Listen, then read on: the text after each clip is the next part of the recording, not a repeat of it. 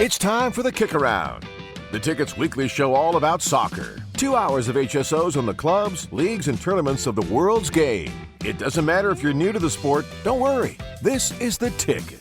We're just kicking it around. Now, here's two guys hoping for short shorts to come back in style. Andy Swift and Peter Welton. Minter can keep this alive. Dan Sosa defender. Van Hecker has stolen. Ruta! Forceful! And for Tottenham Hotspur, painful! Just look at the agony etched on their faces! The 95th minute! And how that hurts! Oh my. Howdy-ho, P1s. Welcome to the KickAround, back in our usual and natural location of 2 to 4 here on Sports Radio 96.7 and 1310 The Ticket, where you, the P1, sits around, talk soccer, and all that implies. Don't forget, you can find us on our website, thekickaround.com. It is me, Pedro, and to my left, but to your right, as you stare with some sort of emotion, depending on who you're a fan of, with great anticipation or whatever. It is the world's most interesting man, Andy Swift. The smile on your face when you were listening to that call as Spurs were being very Spursy, and you are all for Spurs going down. I can now tell. No, I'm sorry, sir. You were wrong about that. Man, you were laughing. I will show you the message I sent my group text of Spurs friends. There's 2 of them. Yeah, I was going to say. Which was like, I'm rooting for your team. You have 2 friends, and they're both Spurs fans? Something like that. Okay. Because you're wearing your very snazzy, very modern, but yet retro at the same time, Man United kit top shirt. or shirt. Yeah, it's just like a shirt. It's a jersey. It's not a warm-up top. It's not a jersey. Okay. It's just a long sleeve. Well, it's got the old school Adidas logo. Yeah, it's an old shirt. I like it. Adidas. Yeah, it's nice. I like it. Thank you very much. I'm proud of it. This on the same day you're laughing at Spurs. You're wearing Man U proudly. I'm not laughing at Spurs. Well, by the way, people don't know this. You are off air. I don't know if there's a bigger name dropper than you. Like, oh, I did this with that person, or this person called me, or I was on the phone. Name dropper. I was like, wow, okay. Okay. You run around in very hoity-toity circles, sir, but you don't like to say it.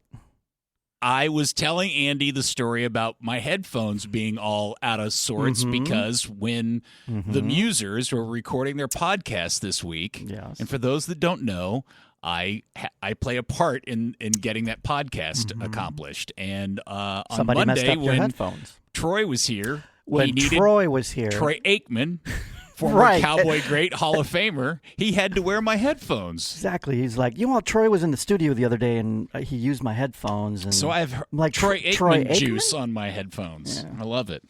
All right. Well, we got a big show happening here today. And yes, we will get into what happened just moments ago as Spurs at home against Brighton. Boy, they needed a win. They almost pulled it off. When they scored their goal to go up 2-1, did you feel that emotion? You could tell that team is on edge. When they scored the first goal, I literally cheered and fist pumped in the house. I was excited for Spurs. Okay. Yes. All right. That was still early. When Xavi Simons scored the second goal, that was more of me laughing because I had just not more than 20 minutes earlier said, man, Xavi Simons has turned out to be a giant disappointment for Spurs. Boy, did he show you. He sure did. So all right, we will do that. In fact, now he can't join us live today, but Lars did record both a reaction to the Spurs result and also is going to help us preview the big thing of the weekend, which is Arsenal and City, which happens tomorrow at 10:30 in the morning. We'll get into that. We'll also talk about the World Cup. We'll also talk about how the quarterfinals of the Champions League played out. But let's go ahead and get into the most important of all the segments. We'll start with the global scoreboard.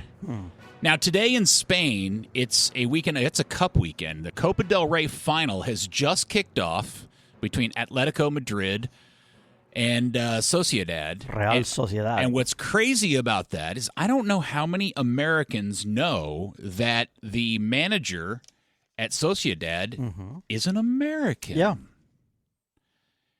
Which is a guy that we have talked about. We have. When he was at Hoffenheim, right? Yes. Matarazzo. Mm-hmm. Pellegrino Matarazzo. Who he's from Jersey, he's by from the way. Jersey. Shocker, but yeah. And I think he was he at Duke or Princeton? It's an Ivy League school. Columbia, right? Maybe that's what it is. Yeah, I think Columbia. And he's a math nerd. The Wall Street Journal did a really good write-up about him the other day. Everybody should go read. We'll retweet it. Anyway, Andy and I talked about him last when he was at Hoffenheim. But he's a really, really good coach, and a lot of people wondered if he'd end up coaching the men's national team over here in the United States. But now he's at Sociedad, and he has them in the Cup final, and that's a big deal over there. Obviously, for Atletico Madrid, they've got a lot of stuff going on with the Champions League and everything. They got things. They got happening. stuff going on. You know, winning Copa del Rey is a big deal to them, but Sociedad's opportunity to actually win some silverware would be a big deal, and the fact that it's an American is even a bigger deal. So that's all that's happening That's all that's happening over in Spain today. You know what other thing happened in Copa del Rey that is very similar to the Champions League? Real Madrid lost in the quarterfinals. They did. That's right. Man, I want to tell you something about Real Madrid here in a little bit. What was the funny thing you said about the Copa del Rey format? Because I didn't know this about that. So it's like the FA Cup. It's single elimination till you get to the semis, and then it's home and away for just the semis. Yeah, and then the final is a one-game knockout. Is a one-off again. That is really weird. It's very MLS-ish. That is very MLS-ish. MLS-ish. I wonder why they do that. Money? Why not start at the quarterfinals? Yeah, I don't know. Yeah, and then why not do the finals that way? I'm sure it's probably a schedule calendar issue. So you do the semis, but then not the final. That's the wonky part. I get it. Okay, all the way through the quarters, one off, and then you do a home and away for the semis. Mm-hmm. Why then not the final also? Why then go back? Yeah, you would think if it was one round of both home and away, it would be the first round of the knockout, and then after that, it would, the quarterfinals would be home and away, semis one, finals one. Yeah, well, it's like the FA Cup. There's round of 64. I mean, So okay. That's ridiculous stuff. Anyway, over in Italy, Inter yesterday won a game 3-0, and man, they've essentially sewed up Serie A for the season. They are now so many points ahead 12. after Napoli lost today 2-0. So Inter looks good. Christian Pulisic and Milan play tomorrow. And then over in the Bundesliga, let's see. Bayern Munich is playing Stuttgart tomorrow. And the only reason why that game is of interest is because Stuttgart is trying to hold on to fourth place, which is a Champions League spot in the Bundesliga. But the other thing that happened today is Leipzig. And in the game for Leipzig, they ended up drawing a game 1-1. Jan Diamante got his 20th goal and or assist of the season. He is only 19 years old. And I did not know this, or maybe I did and I forgot it. It was like 3 years ago, Jan Diamante was playing soccer for a Florida high school. And he was also in an academy team down in Florida. He was born in the Ivory Coast. I don't know the story of how he ended up in Florida. I'm curious if this is a similar story to the Bernie Kamungo situation, how Bernie and his family ended up in Abilene, Texas, which was essentially they were living in an African country and won an immigration lottery of some sort. Ivory Coast is where he's from. Yeah, he's from the Ivory Coast. He was born there. He ended up in Florida, was playing Florida high school, and ended up somehow getting a trial at Rangers. And now he finds himself at Leipzig in the Bundesliga, and at the age of 19 has had 20 goals and assists, a combination of those two things. Pretty good. In the Bundesliga at that age, and that is tremendous. And he's got a lot of eyeballs on him leading into next year, so we'll see what happens to him. But I think he's already cap-tied and everything to the Ivory Coast. Yes, because he's played at the senior and youth levels. I think 9 caps with the senior teams. That's a lot, right? Yes. You can do it once, though, right? I thought you were permitted to do it. Yeah, but I think after some amount of caps, then they say no more. Yeah, I think that goes in. And look who's back in the Premier League. Holy cow. Believe it or not, he is back. It is Frank Lampard's Coventry City. For the first time in 25 years, Coventry is back in the Premier League, and for the first time in, good Lord, I don't remember last time we saw him in the Premier League. So is Frank Lampard. What a season for Coventry. Are you did you ever follow the Premier League when they were part of the Premier League? Yeah, they did, right? Because they were in the 90s. So you know about late them. 90s, yeah. Yeah, and they were in the Premier League Division 1. They were in the founding group in 92. Yeah, but 30 years prior to that in Division 1 or 20 years prior to that. They're the eternal 17th place team during those years. Because I had a coach, one of my first coaches in club soccer, he was a Coventry fan, always wore the light blue. And he'd just tell me, if you ever want to see where my team is in the standings, just look at 17th place, and that's where they are. And sure enough, I started to do that, and anyway, they're back. They're back. Well, Frank's done a really good job with them this year, and now they've ended up winning the league, or at least assuring themselves of one of the top 2 spots to get automatic promotion into the Premier League. So that'll be a lot of fun. Seeing a team in the Premier League that we've either not seen before or not seen in a really long time. That's fun. That's a lot of fun. Now, how well they'll do in the Premier League is 17th place. Yeah, 17th. As Andy's already predicted. Now, tied to that, Leicester, who 10 years ago won the Premier League in what arguably is the most unbelievable sports story in the history of all sport. Yeah, so that was 15? 2016. 16. It was 10 years ago. Okay. Leicester won the Premier League. They lost again today in the championship. They are in the next to lowest spot, and they are almost assuredly going down to League One 10 years after winning the Premier League. That is unbelievable. And I don't know their chances of coming and rebounding quickly. I don't know if they're there. I think. This is a franchise struggling at the moment. This is a really good example of the thing that we don't talk a lot about here in the United States about the con to promotion and relegation. We all love the romantic aspect to promotion relegation, which is winning your way up into the big times. Right. But nobody really likes to talk about just how punitive relegation can be, especially for those clubs who have ownerships that just don't have their S together. So there you go. And then the other thing I should mention here real quick related to that is Wrexham won over Stoke today 2-0, but they are still just outside the playoff window. They'd had a bad week prior to this. They had lost 2 or 3 games in a row, didn't look very good, and they've knocked themselves out of playoff positioning, but they've got a little bit of time left. They're right there. They're a point or two back, behind Hull, and I think Hull also lost. Yeah, so it's not out of the question. By the way, their first goal was an Olympico. I don't know if you had a chance to see it. No. Yeah, their first goal today. I did not. Was it sweet?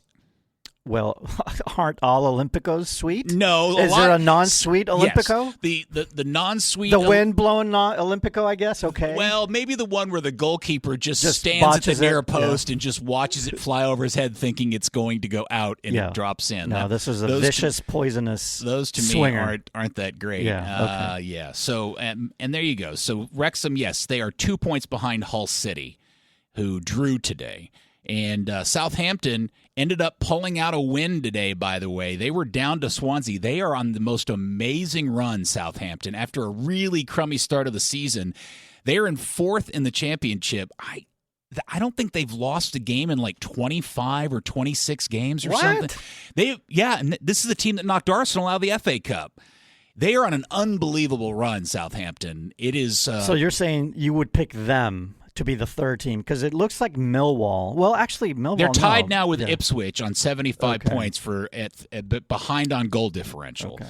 So they're in a playoff spot. They probably won't catch. They make. I mean, they're only a point behind. That's what I'm saying. You're saying now that perhaps they're your favorite to take that second spot. I didn't say that. I was just saying they're on an unbelievable run. And then, last but not least, last night the U.S. Women's national team finished up their 3-game series against Japan, and they won that game 3-0. It was really tight in the first half, and then the U.S. kind of blew them out of the water in the second half with 3 goals. The first game, the U.S. looked amazing, and the Japanese, who are always incredibly hard running and hard working, for the first time in a while, I saw a U.S. team that matched them in effort. Second game, Emmett Hayes changed everybody out, and they lost that game 1-0, and there were a lot of aspects of that game that were problematic. I did not see the game last night, but the fact that they beat Japan 3-0 is a good sign. I would like to think. Is that a best 2 out of 3? Do they play the third game if one team wins the first 2? No, I don't think this is some Is there sort a trophy? No, because they play the series all the time, right? I don't. I think tradition. the 3-game thing is new. I think that's new. Okay. I think that's new. I think this is no. Never mind. I'm not going to make that joke. Okay, here we go. We're going to take a break. We come back.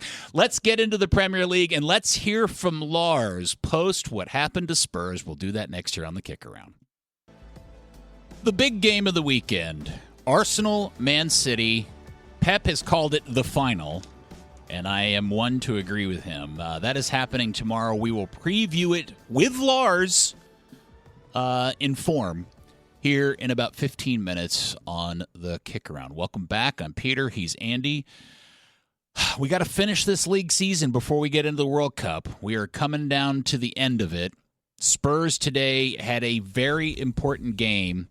Roberto De Zerbi against his former Premier League team, Brighton, which was a whole subcontext to this that I think that, I don't know, for some reason I was thinking about it leading up to the game, but as the game was playing out, I don't know if I thought about it once. What?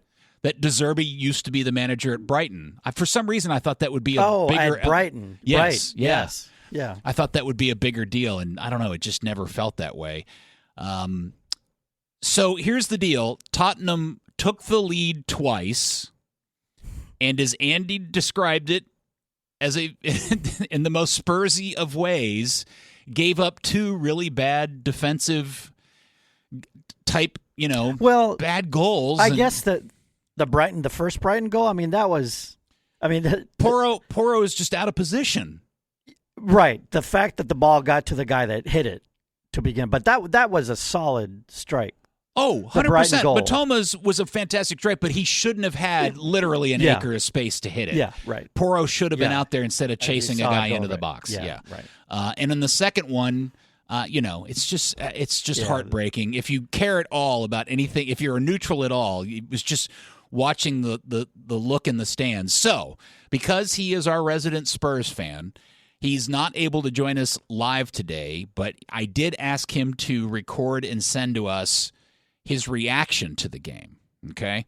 So he has sent that. I have not listened to it. Will we get drunk Lars?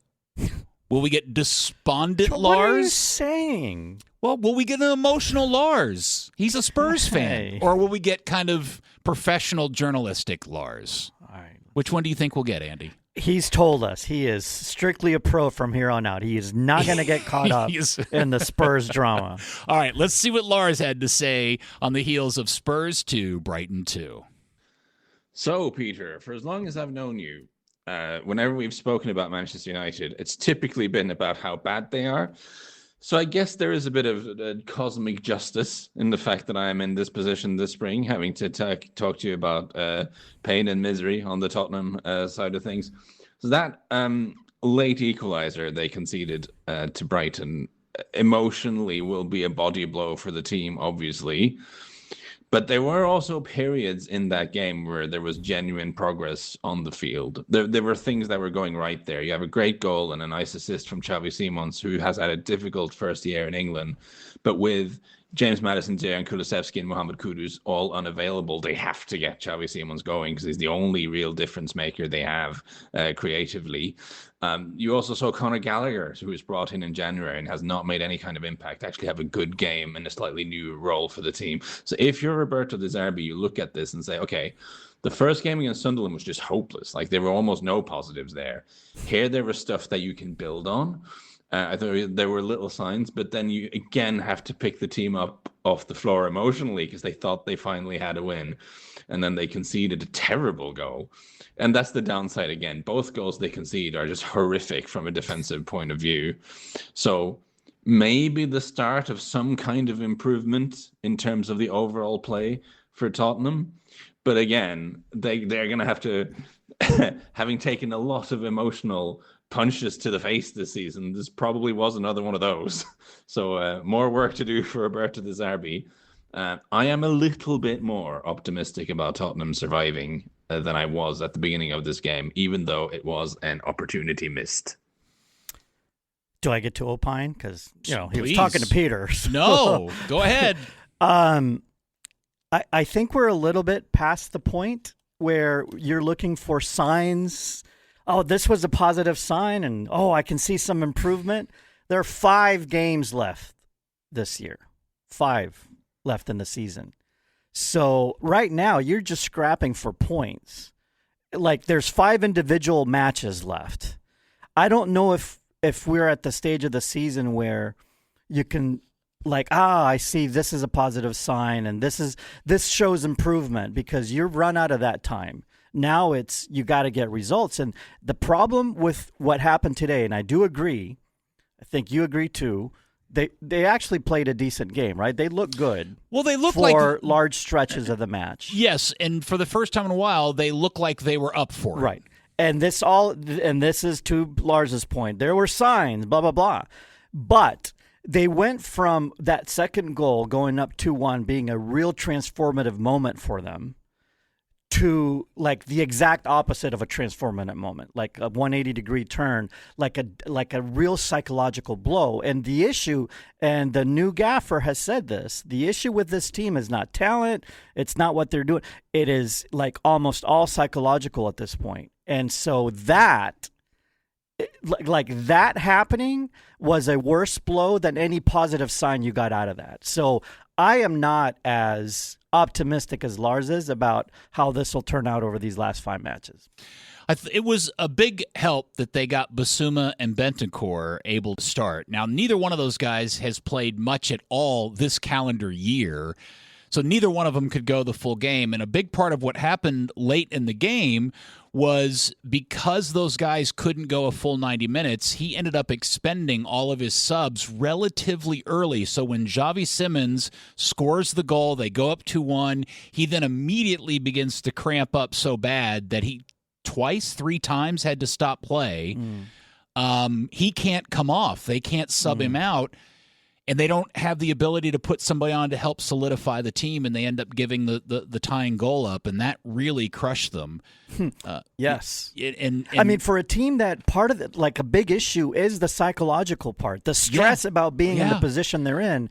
This went from, this is really, really going to help them outcome, right, to it's making it worse. And the part of it is that if they had won, depending on how Forest plays tomorrow and West Ham plays on Monday, they could have ended up this game week still in a relegation position, but at least they wouldn't have lost any ground. Right. By only getting 1 point, now again, you got to wait and see how Forest goes tomorrow and West Ham plays on Monday, but man, they could be only 1 point better off than they were today, and that's got to crush them. Forest plays Burnley, by the way, so yeah, and United or West Ham does have to go to Palace. So they have to go to Wolves next week, Aston Villa the week after that. Then they host Leeds, who, by the way, are on their own new run, Chelsea and Everton. That's how the rest of the Spurs season rolls out. Where do they end? At Everton or at home? They end at home against Everton. Okay. Yeah. That's a winnable game if they need those 3 points. I don't know, man. You got to remember, they have not won a Premier League game this calendar year. Wow. God. Not one. Wow. And so at some point, it goes from just being a bad spell to this team is just bad and does not know how to win. And that's what I'm worried for Spurs fans. That's where they're at this point. And that's why if we're seeing signs like to work on, it's too late for that. You just got to go out and get it done. Very, very difficult stuff. Brighton, by the way, man, they've been on a nice little run of late. So, they've gotten themselves in a position where they may end up contending for a European spot. And depending on how the game between Chelsea and United goes, they may actually be ahead of Chelsea by the time that game is over, and which is going on right now. And I'm looking, I see United is up in that game 1-0. I don't know if you noticed. Good old Cunha scored in the 43rd minute. They're about to hit halftime with just a couple of minutes left. I feel good about that. All right, we're running late already. Yes, so we'll come back. We'll talk about the other results of the day and get into our big City Arsenal preview, and we'll also hear from Lars on that next year on the KickAround. The semifinals of this year's Champions League are set. Andy and I will get into what happened this week in the second leg of the exciting quarterfinals. 3 of them were fun. We'll do that here in about 15, 20 minutes on the KickAround. Welcome back. Okay, just real quick, before we get into the preview of the big game, it is halftime between Chelsea and Manchester United. United are up 1-0, scoring a goal, I am told, against the run of play. Cunha.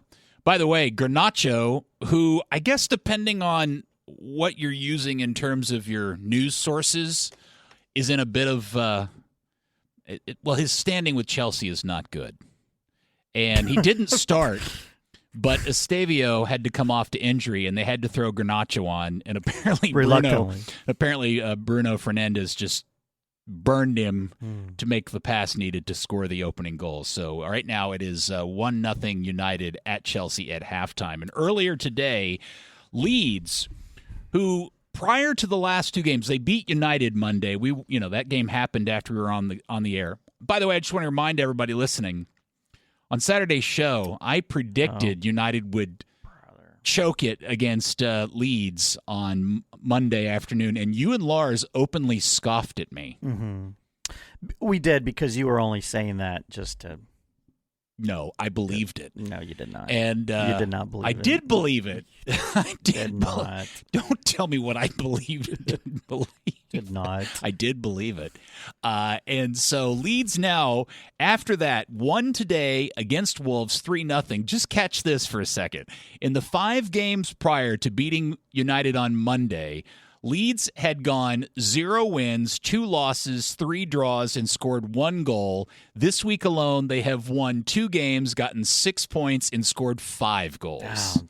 And now they have pulled themselves away from the gravitational pull of relegation on 39 points and have given themselves a little bit of padding. Yeah, they're in good shape now. But you know who they end the season against? It's going to be awesome, depending, because they also have an FA Cup game coming up against Chelsea. So it's not like trying to stave off relegation is the only thing they got going on. Who do they end with? They end at the London Stadium against West Ham. I guess that's who I was going to guess, because that'll be a big game then. That is a huge game. Yeah, for sure. So they also get to play Spurs. So there you go. That'll be a big game too. Brentford-Fulham was the early game this morning. Oh, my gosh, this was a terrible game. Although seeing Thomas Frank in the stands was pretty funny. That's the first time that anybody's seen him publicly since getting fired from Spurs. Did you wake up to watch that game only to fall asleep right Pretty much, yeah. Fulham end the game with exactly 0 shots on goal.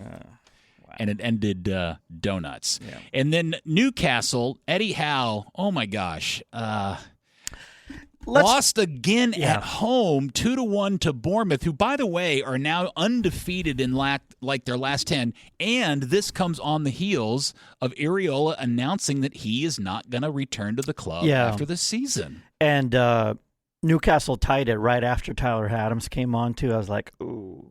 But, that's right, But then they went up. Newcastle and the Saudis and all that, there's so many, and we'll talk about it before the end of the year, just kind of recapping Newcastle's year, but they're spending a lot of money on this club, the Saudis are, but now they're pulling away. But I think they still are. Okay, fair. I just wonder if Saudi Arabia, the public, what is it called? The PIF. That's the Public investment fund. Fund. The investment fund that Saudi Arabia spends money on sports. It's the front for the nation right. state. So they're thinking twice about spending more money on golf. Mm-hmm. Just wondering, is that true across all sports, and they're going to refocus about things in Saudi Arabia, or that's just golf? See, this is the question I've been wondering for some time. With the PSR and all the other accounting rules really tightening up in the Premier League, has Pif's interest in trying to use Newcastle as some sort of like, hey, look at us kind of thing suddenly waned. You can't be as splashy. You can't, everybody talked about sports washing. So if you just hold on to the theory that that's a thing, well, you can't really sports wash if you can't use your endless stream of money to buy the team that ever. And so they haven't done that. And by the way, there is a real chance this season will end with their rival Sunderland coming back into the Premier League and ending up significantly higher in the table than Newcastle. And that would be a remarkable turn of events. Yeah, for Sunderland. For Newcastle, considering they're owned by, they're in theory the richest club in the world. Yeah, I'm just saying from their perspective, it's not a magnificent turn of events, but disaster. So here's the thing. The goals they gave up today were really crazy. There was a mistake on the first one, but the second one, Bruno Guimaraes and Tonali end up just kind of half-assing it on the second goal for Bournemouth. Bruno doesn't chase the guy after the ball gets turned over. He kind of like jogs behind the guy with the ball, makes no effort to go catch up to him, and Tonali ends up ball watching at the near post when the ball comes. Yeah, man, it's like, what's going on there? That's unfortunate. Is Eddie Howe in trouble? I would think so. Yeah, I think so too. All right, tomorrow's the big game. Pep calls it the final. It's City Arsenal. This one, all the bananas are on the line. City are, in a position to really close the gap because they still have a game in hand. If they can beat Arsenal tomorrow, they are so close that any kind of sneeze Arsenal has after that. Yeah. And City can just kind of win their way into the Premier League. This is the situation. They're 6 points apart. City has a game in hand. So they win that game in hand. They're 3 points apart, and then they play each other, which happens tomorrow. City wins that game. They're even on points. Right. Yeah, but now those happen in reverse. Tomorrow they don't get to play the game in hand for a bit. They don't. But... So, look, Arsenal is in a bad way. They barely got through their series against Sporting. If they draw this game, we'll talk about that. I guess we need to talk about that game too in this context because. Well, let's do this. Let's hear from Lars first. Okay. Because we asked Lars because he couldn't be here live. He sent in his audio about his reaction to the Spurs game, but here's what he thought as his preview of City Arsenal on the ticket. What is going on? Sports radio. Why is this not playing? I don't know. Oh, you almost had it there. I heard that's the wrong one. All right, we'll come back to it here in a little bit. My thought is if Arsenal is able to draw this game and get a point, does that mitigate a lot of the conversation then moving forward? And does that just kind of calm things down? Not winning this game, just getting a draw. I think it would depend on how well they play. I think that's the thing that's going to become the interesting factor. Let's see if this works now. Why is this not working? This is so weird. Okay, keep going. I don't know. I think Arsenal. They even when they win, they're not winning in a way that satisfies the critic, satisfies the fan base. They're just getting the results as they can because they haven't been playing great. So I think a draw against City, I do think it will, because it'll create a little bit more space between them and City, where now City really has to depend on an Arsenal goof up down the line against a weaker team, and that probably won't happen. So I do think that the benefit Arsenal has in this game is that a draw will help them. It's not like they have to go out and beat City in this game, whereas City has to win this game. They know they have to win this game. Yeah, 100%. Right? Yeah, that's the part that is, the hardship is on City for that exactly, especially because they're the home team. But the part of it that I think is interesting in all of this is the reality. And if I can get this, keep going. Let me see if I can't figure this out. And the other thing to think about too is that Arsenal did advance in Champions League, as we will talk about, and it's something we've been talking about.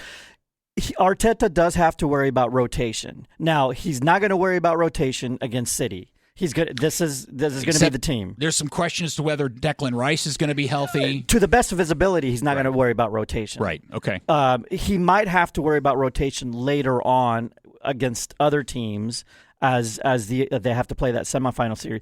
City does not have to worry about any of that, and that plays to their advantage. Let's see if we can get Lars's preview here happening on the ticket. Yes, we are all looking forward to this potentially season-defining game tomorrow between Manchester City and Arsenal. Arsenal, who, of course, as you'll all know, have been leading the charge. They've been topping the league for a long time. They've looked solid. They were ticking along beautifully until they weren't. Just one win in the last 5 now in all competitions.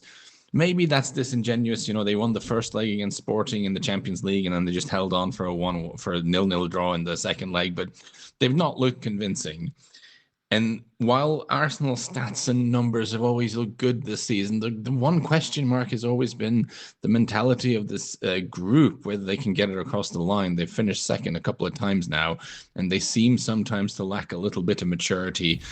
Huge mental test for them now, I think, with these little setbacks, how they respond to that against an in-form Manchester City. I say an in-form Manchester City.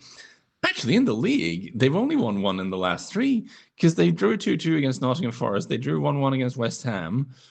And in the recent period, they also lost home and away to Real Madrid. So it's not like everything is taking along for Man City, but they did, of course, beat Arsenal in the League Cup final. They trounced Liverpool in the FA Cup, and they won comfortably against Chelsea last weekend. So there's a sense that City may have found something just in the last couple of weeks, that they are on the hunt, that they are on the attack.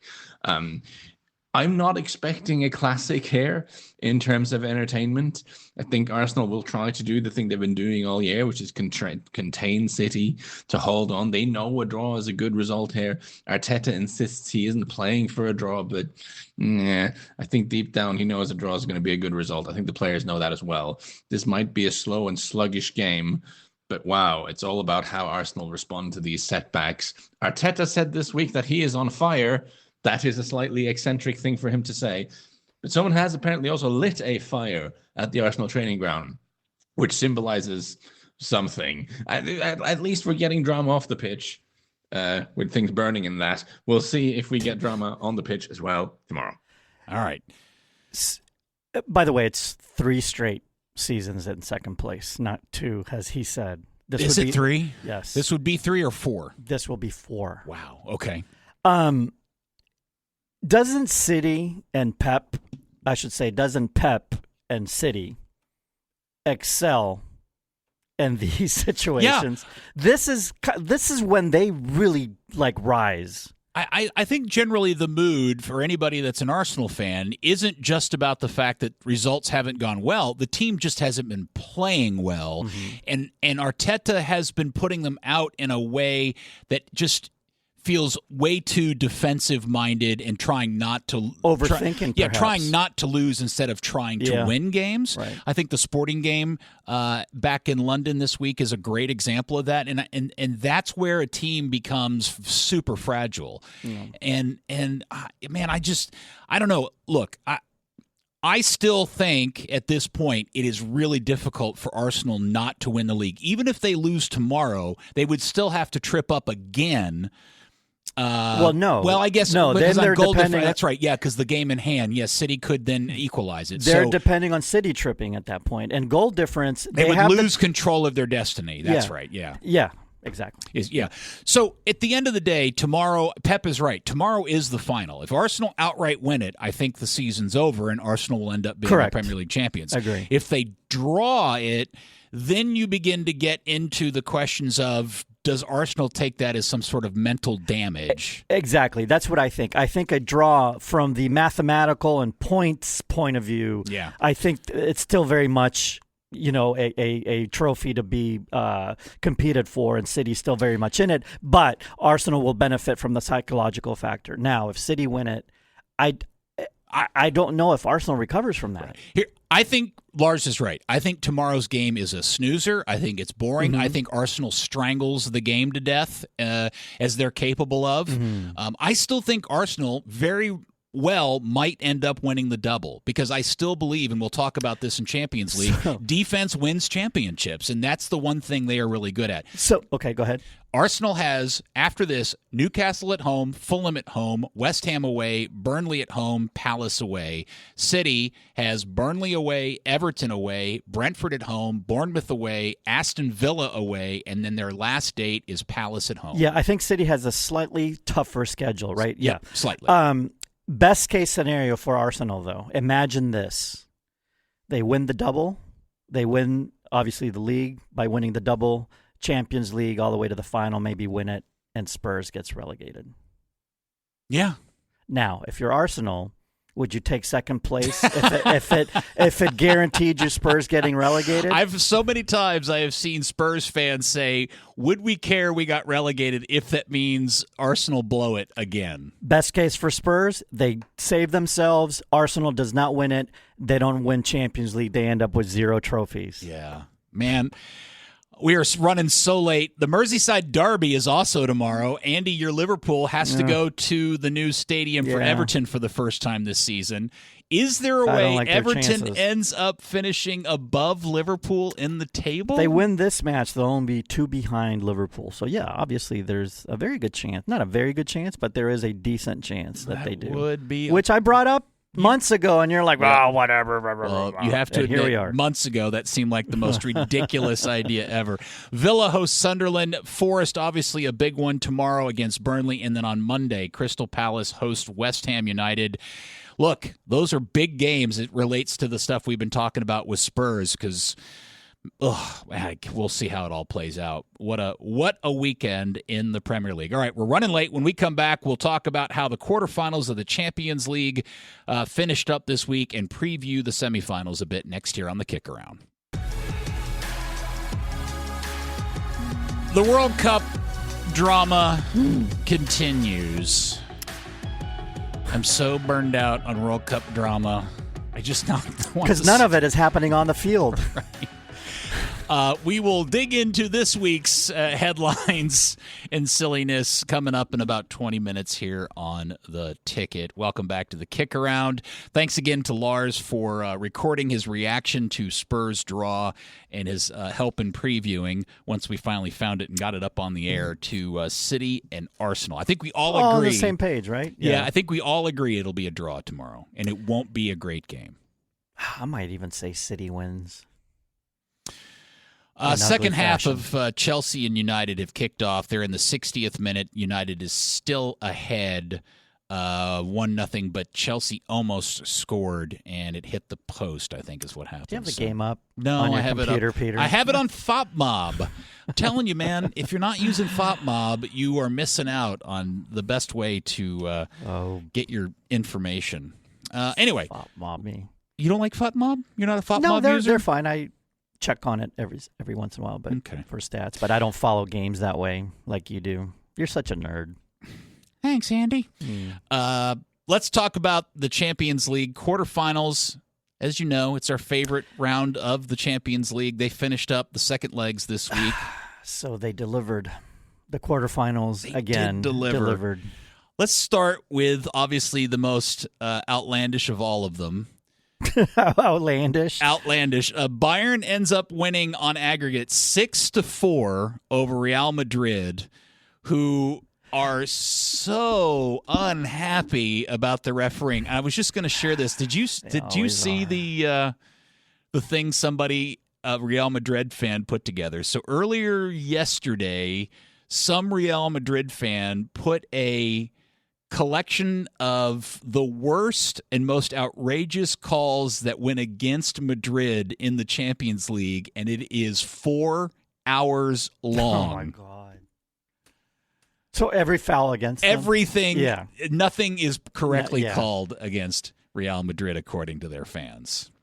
From the sporting side, I do have to give them some credit, because Bayern did go back home after winning 2-1 in Madrid. So Madrid had to go to Munich and had to get not only a result, had to win and win by multiple goals. And then they got helped out like in the first 30 seconds of the game. And they got but they were in it. I mean, Madrid was in this tie.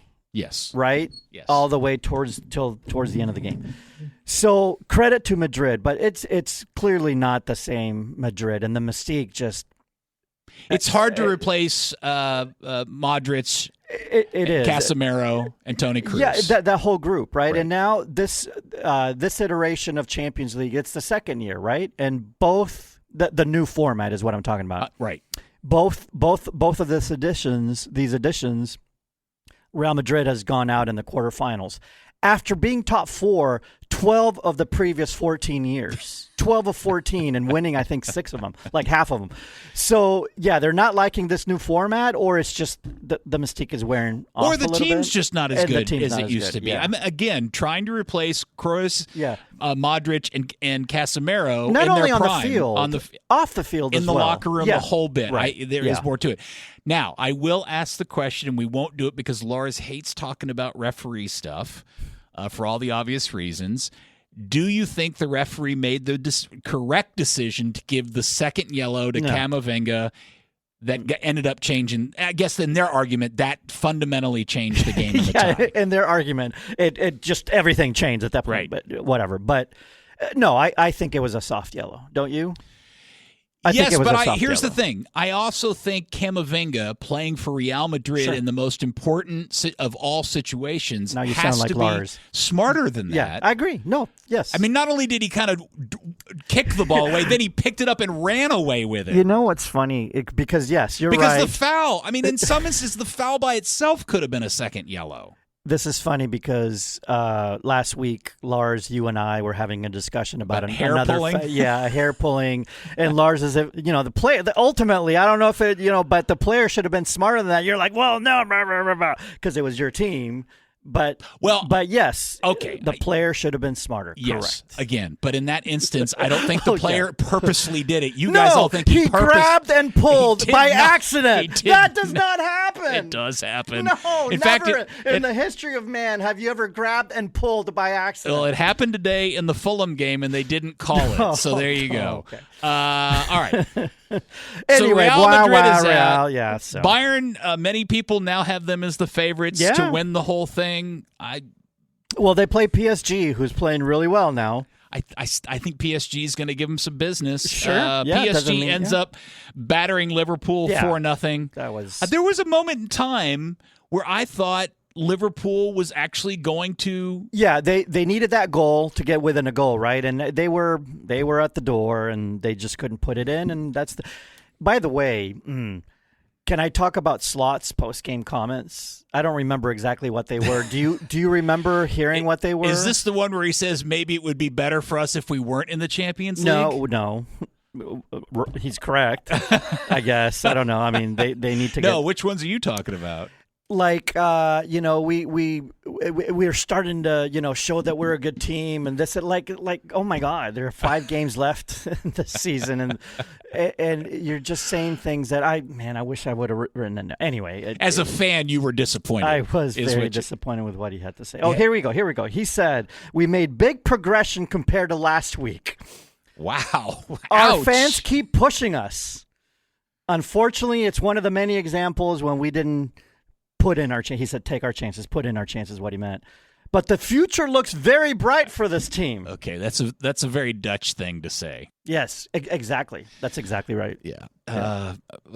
Well, so Liverpool's out. PSG and gets their opportunity against Bayern coming up. I think that's going to be fantastic.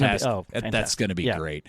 Neither one of those teams are particularly good at defending, and Hansi Flick, by the way, is just.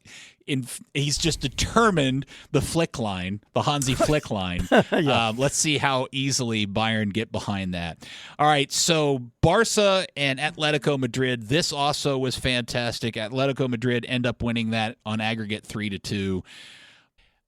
I don't profess to understand the histrionics between all of Real and Barca and Atletico Madrid. I know there's all kinds of drama in there. Yes. You can feel it it just oozes off the television. Yeah. This was great. This was also fun. I love seeing Atletico Madrid get through.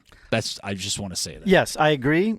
and it was some people would call it dirty. Physical game is what we can describe it as, right? But there were some dirty moments. And it was, this Madrid team, because now they will play Arsenal, they're not defensively what they were. I think they show weaknesses on defense that, remember Atletico Madrid? I mean, forever it was like, hold the fort, and then they get a goal here on a counterattack, goal there on a counter. I think they're a little bit better offensively now, but they also give up a few more goals. Well, that's interesting because Simeone has talked about this, and he's talked about the fact that in their growth to becoming better in attacking, it has come at the expense of them not being the bus that they, because you can't do both. Traditionally, I guess, right? that everybody thinks of Simeone of just being all out defensive, but he's like, no, as we've tried to grow as an attacking side, that has happened, and that's what that is what it is. And I think because when people look at the other semifinal, which is Atletico against Arsenal, who they beat Sporting 1-0 in Sporting, and then they drew 0-0, very ugly game in London. So they've advanced. A lot of people are like, Atletico Arsenal, oh my God, who's going to score? And one goal will win this thing in the 2 games because Atletico has that reputation. But I think it'll be a little bit more open than we think it will be. I hope so. I think this is an adage we all believe in, is that defense wins championships. And kind of one of the weird things about this Champions League is that it has gotten to this point, even back when we had a bunch of teams in the quarterfinals, where you had a lot of sides that were really good going forward, but not necessarily well known for being good defensively, the exception to that rule being Arsenal. Arsenal's kind of the opposite. And I know nobody wants to see a dull semifinal and a dull final, but don't be surprised if Arsenal just, dull their way like I think is going to happen tomorrow, suck the life out of these games. And with Raya in goal, I think getting into PKs or added time or those kind of situations, don't be surprised if defense ends up winning Arsenal some silverware this year. So the 4 teams left, PSG running away with their league title, Bayern running away with their league title, Atletico Madrid not running away with the league title. But they can't drop and they can't go up, so they're locked in. PSG, by the way, they even get days off. They give them days off. And then Arsenal. Fighting for their lives. Yeah. Do you still believe it? Because you picked Arsenal, right? I think that was my 2 rounds. My preseason pick was Arsenal. You've stayed with them. Yes. Now, I did not pick them to win Premier League, though. Okay. No. But I'm talking now Champions League. Do you still believe they are the ones that will raise the trophy when it's all said and done? I guess the question that I thought about after we figured out how it was going to play out, I think they can get past Atletico Madrid. It's the question of, can they get past Bayern Munich or PSG? And that's where we begin to ask the question is, do they have enough going forward to take advantage of both of those teams' defensive weaknesses? You'd like to think that they do. I had this weird feeling that Arsenal is somehow going to just... Yeah, no, look, their World Cup's been won that way. Yes. When Italy won in 82, that's the way they did. Argentina got to the final 90 doing it that way. It can be done. And Arsenal, they're a good side. I mean, we talk about them. Yeah. We're not good, but they're still good. Yeah, I mean, there's kind of 3 scenarios that play out with Arsenal. They win both of these things, no matter how they do it. They win neither of these things. Right, yeah. And everybody freaks out, or they win one of the 2. Yeah. And I think we all agree for Arsenal, the priority is the Premier League over the Champions League. Right. I think so. And they're heart of hearts, right? Yeah. 100%. Yeah. And then lastly, because Bayern is who I think I've been picking, and I'll stick with them, although I think PSG is a really, really good side, and let's see what happens. But Neuer, you said Neuer after that first match in Madrid was brilliant. He was. And then, wow. He was really shaky in the second leg. It was so weird. Do you have concerns for Bayern now? Now, he did make a couple of really nice saves late in the second game that helped them stave off what inevitably ended up happening. But, the bad kick to open up the game. By the way, Arda Güler's finish on that, 45 seconds into the game, unbelievably good. Yeah, and had cojones to take that shot. Yeah. Also, yeah. So Okay. I think Bayern. I understand why people are picking Bayern, but I'm gonna stick with my Arsenal Okay. picks. Yeah, fair. So there you go. Okay. All right, those games pick back up on the 28th of April. That Tuesday and Wednesday. Second legs on the 5th and 6th of May. When we come back, we'll get into the exhausting headline of the World Cup next year on the KickAround. In the 79th minute, United still barely holding on at Stamford Bridge against Chelsea 1-0. I think it's 18-2 on shots for Chelsea. Little emergency defending there. Yeah, I On mean, Manchester United. look, a tie is fine for United. As long as they don't lose this game.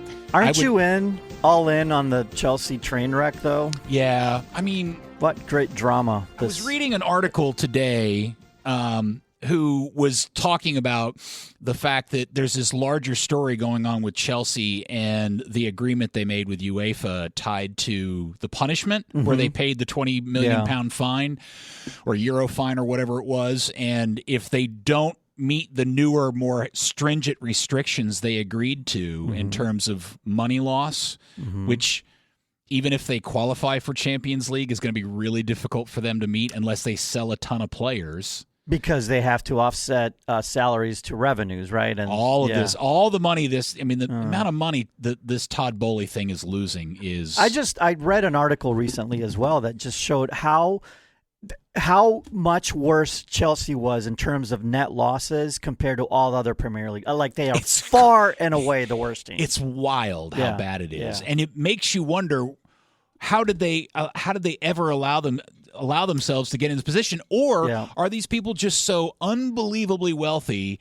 This is maybe they're playing nothing, chess while we think in checkers. Maybe. And they just have a master You're the plan. one with portfolio. You tell me. Not that kind of portfolio. All right, so we'll keep everybody posted. I assume you're watching anyway. In the 80th minute, United still leading with 10-plus minutes to go, 1-0. All right, it is time to talk World Cup. Now, this isn't a World Cup nerd segment. This is... Well, it is. We're diving at all things World Cup. That's us. There's been a lot of talk in the last couple of weeks about tickets.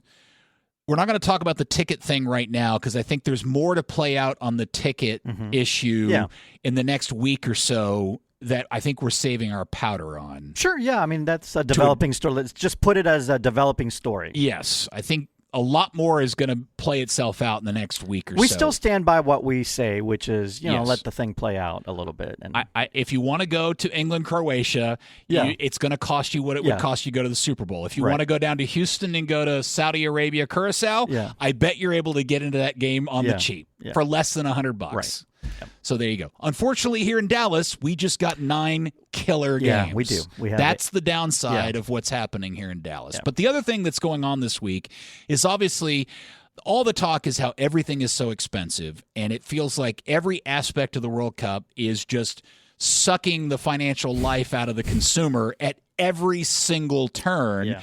And the news this week came under the fact that, if you're going to take one of the transit systems that they supply, you're going to have to pay a fee. And in the case of New Jersey, it was like $120. Yeah, $125 maybe? $125. And in Boston, I think it was $90. We'll talk about Dallas here in a second.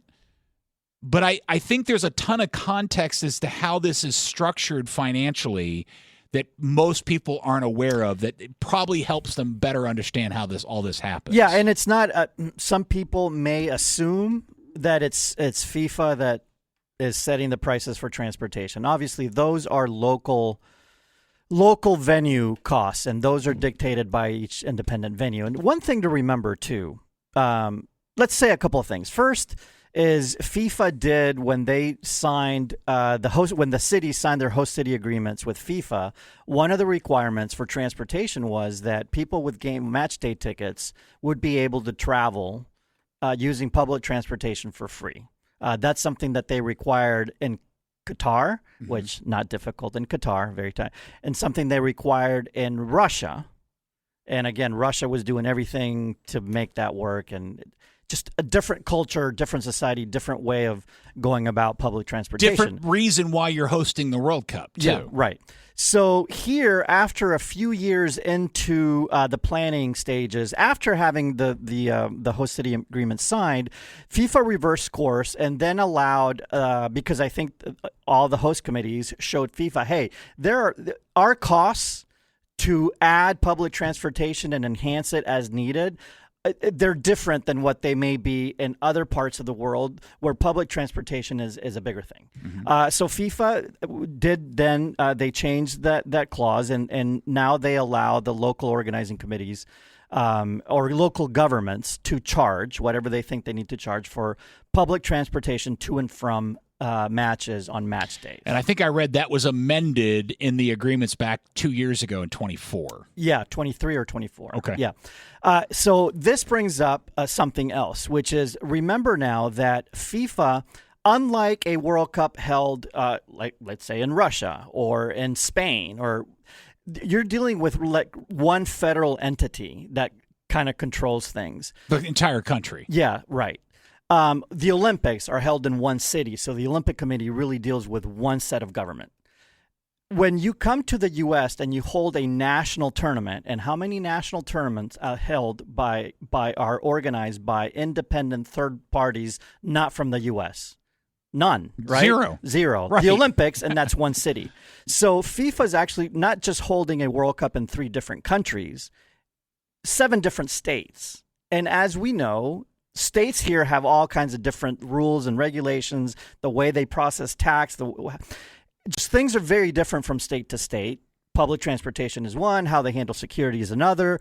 This is why you hear this can be done in this stadium, but not necessarily in this stadium, or why this stadium has to do it this way, but not this stadium, because a lot of that sometimes is local state authorities that dictate how that is going to be done, not necessarily at a federal level. So that is the difference now that we have with public transportation. Is New York and Boston, or Massachusetts and New Jersey, are charging a lot for their transportation. Now, I don't know why. I mean, they have their reasons, I'm sure, to offset some expenses that they didn't expect.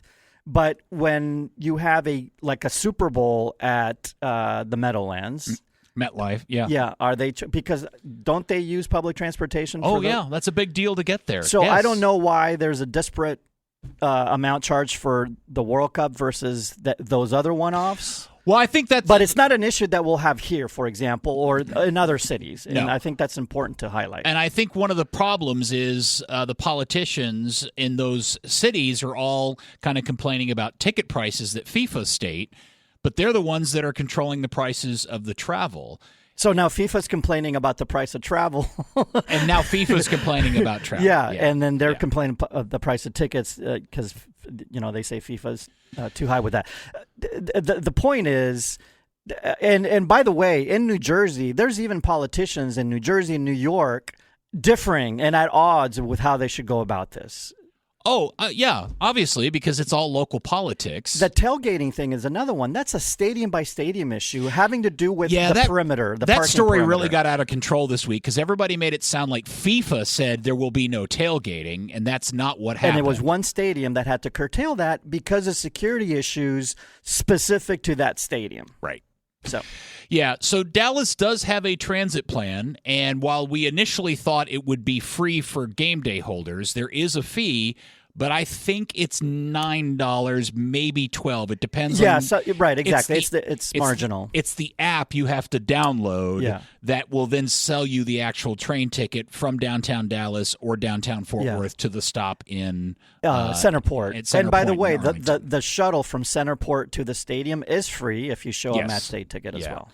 Yeah, I've seen a lot of people complaining about this plan, and it frustrates me and angers me because in 1994, when 75,000 people had to go to the Cotton Bowl in Fair Park 5 times, I don't remember anybody complaining about how are we going to get 75,000 people to the Fair Park. Also, for any given game at AT&T, not just Cowboy games that are 90,000 plus. Yes, and it's not like parking is going to be at 70 to 75%.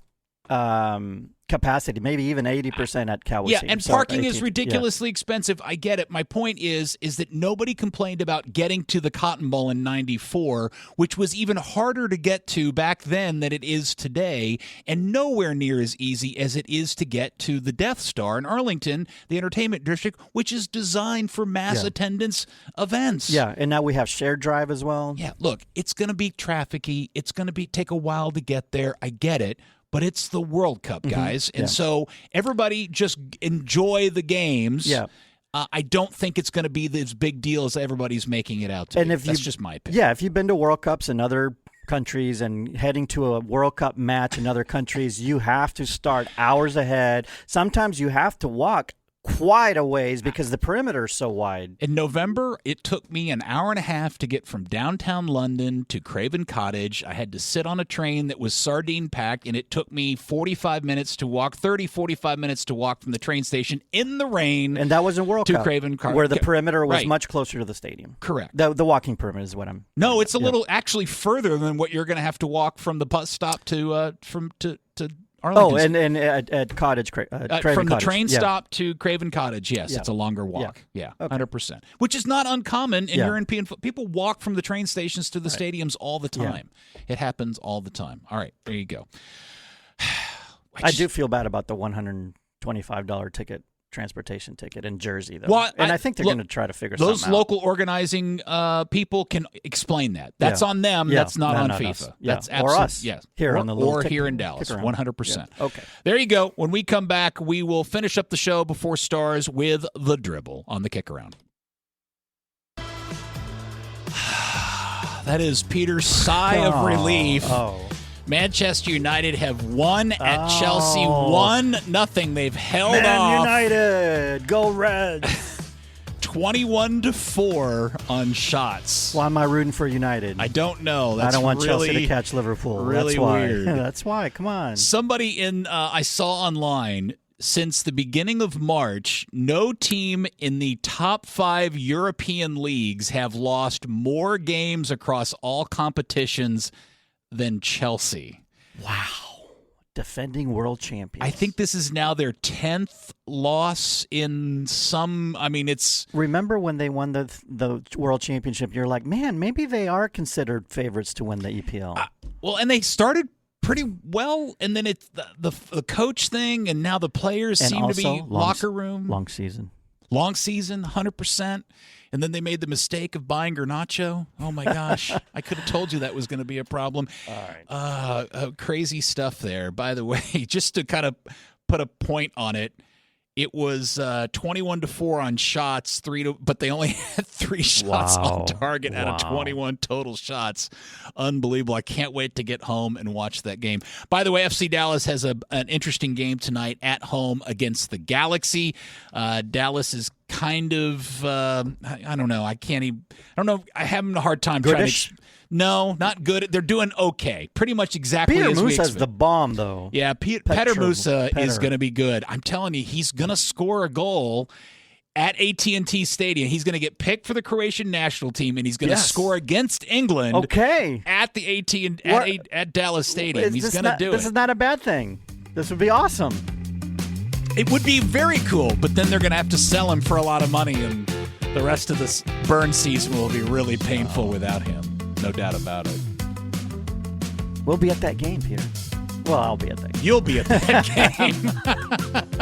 I will be at home watching it on TV like all the games. Keep your fingers crossed. I got all of it crossed. All of it crossed. All right, the draft is next week, so we will not be on the air. We'll be back in a couple of weeks. Thanks to Dixon. Thanks to Dylan. Thanks to Trammell. And thank you to Lars. We love you, P1s. Going out there, get stuck in, and win your 50. And go Stars!